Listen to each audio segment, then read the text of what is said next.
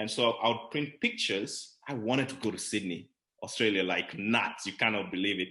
So I would print pictures of it everywhere and hang them around. I'd have them on my desktop. I'd have them. So it's kind of like I was trying to run a different parallel world. So I wasn't trying to escape my feelings and emotions and things going on. I was handling my present, but I was literally in my mind and in my emotions living somewhere else for quite a while. And that is also what clicked everything as well. Like being able to rise above my present environment, my present emotional states, my present imaginations, and rise above them, because that was like the conditioned ones. So I had to deliberately make a story that was where I wanted to be rather than live the story that I was programmed with.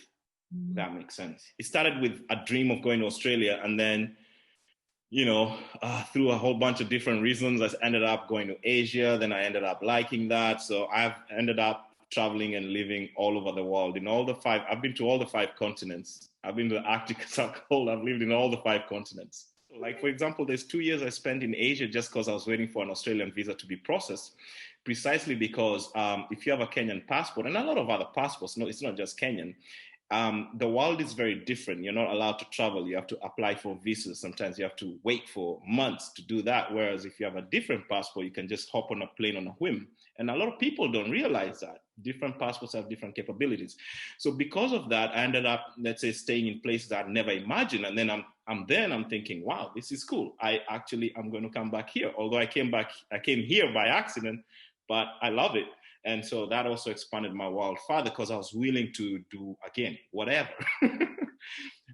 Not anything dirty, but I was just like, this is where I gotta go. And I don't know what's in the middle, but I'm open to whatever is in the middle. So you trusted.